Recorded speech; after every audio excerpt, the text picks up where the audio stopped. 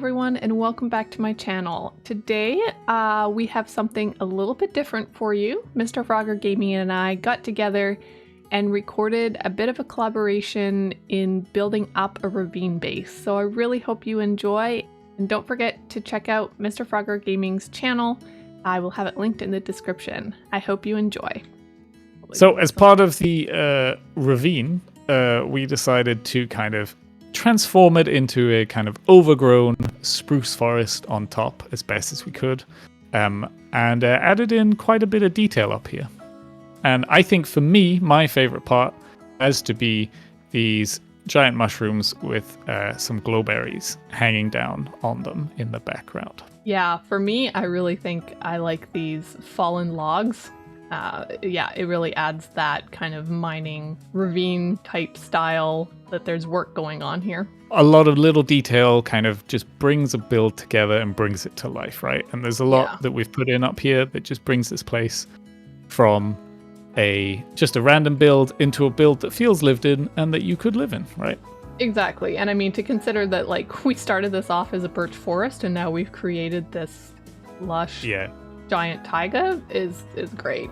Here, we'll go across this bridge that we did actually while we were finishing off this area, and come over to kind of the entrance of this ravine. And Frogger decided to do this fishing shack, which I think adds so much more to the build with the little lake and the water feature going down into the ravine. It just works really well. Yeah, I had this in my head when we talked about a ravine base, that you would have water coming out of the hill into like being used in the ravine, but also setting up like a little fishing area, so that it just wasn't just a ravine build. Just don't look inside it. There's nothing inside. Well, there's one bed, but I think it works together well. I like to add purpose to things, and I think this is the sort of thing where you're like, they're not just, if you're living here, you're not just in the ravine, you might have some life on the top side, right? Yes, exactly. You can't just be a mole in the ground. You got to come out for sunlight once in a while. Exactly. Well, I mean, in 118, you've got two options. You go super high or super low, right? Well, that's fair. So as you continue down, you get a little sneak peek. I think this is one of my favorite bits, is looking out through here. This was completely by accident. This was just because, spoilers, just because this was only one wide when we did it. And I cut through by accident and went, you know what? I'll put a fence here and make it look deliberate. I think it works out really well. So we continue down from the outside and we get to this kind of entrance bit with a bit of storage and some farmlands. Because you need to eat, right? You can't just be in the mines all day. You need to produce some of the food. Exactly. And yeah, I really like this kind of wanted to build in the water and making it being used. So it goes down a couple of levels, like with this nice little kind of, not waterfall, but waterfall. Can't think of the word for it. But irrigation system, there you go. There we go. Yes. Nice. Yeah. Yeah, I really like the added touch of putting the campfires underneath the waterfall to make it look like the bubbles coming up from the water hitting.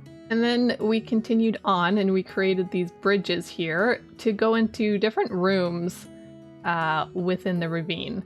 And this was the first one that I worked on.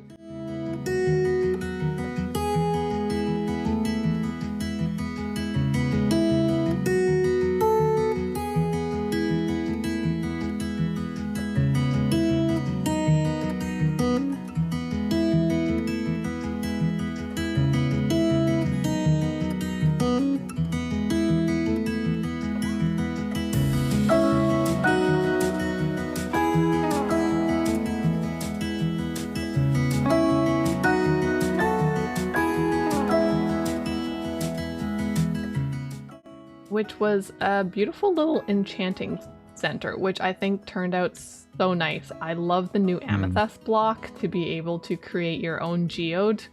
Yeah, I really like it.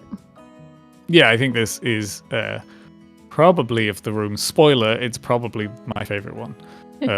And it's the first one you're getting to see. And we continue around on this kind of top path area, and we get to a little kind of kitchen cooking area in here, which it's not big. This we didn't really talk about this before, but in my mind, this is like a one-person area, base area. Yeah. And so everything doesn't need to be mega base scale, right? This is just kind of almost starter base. It's quite easy, I would say, in the beginning of a game to take a ravine and kind of dig yourself into a hole and use it as a base. So we wanted to make like a usable but also reasonable size kitchen area, which I think we have done well.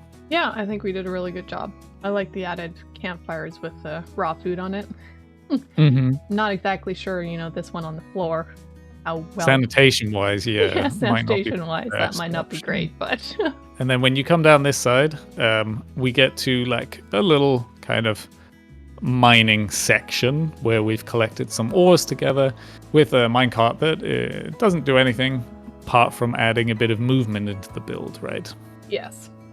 We move on down this direction and we come to the bedroom, which I think turned out really well. The different, I know lots of people will say unstripped birch, but honestly, in this build, I think it looks really good. Yeah, I think we wanted to kind of experiment with maybe block palettes that we are not so used to in our single player worlds. This whole kind of collab is kind of an adventure and putting ourselves out of our comfort zone. And so copper floor and white walls is not something I would particularly like, but I think it works pretty well actually. And I might use it again.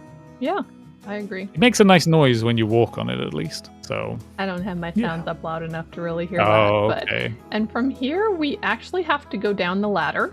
So to each of the rooms, we do have ladders that go up. So if you're ever down on the bottom, you can always go up in case you didn't have wings, unlike us. So I think it works out really well in that sense that you could use this as an early game starter base. It wouldn't be something that you'd have to wait until, you got wings or something to create something like this. Yeah, I think that's a very good approach to it, was to make it useful. Whatever stage your game is at, you could realistically build something like this, I think. And this was the final room that we worked on, which is just another portal. I think it turned out all right. I like the smoke kind of aspect coming up and the nether blocks coming out to kind of signify that difference. And the final part of this lower level here was these kind of mine shafts. So this was naturally occurring, and we just kind of wanted to bring it back into the style, I guess, of the rest of the build, right? And kind of update it a little bit from the kind of standard Minecraft mineshaft area. It was looking a little basic, so we added a bit of detail in the end, in through it on both sides. Yeah, nothing too fancy. But overall, I think this base looks incredible. And I love the texture detail on either of the walls with the mossy cobblestone and the cobblestone and the tuff and the vines and even all the leaves coming off down the sides. It just adds that more overgrown look, which I really like. Yeah, I really like this view from the bottom here up along the ravine. I think it just really came out as well as I could, better than I could imagine, let's say. Yeah.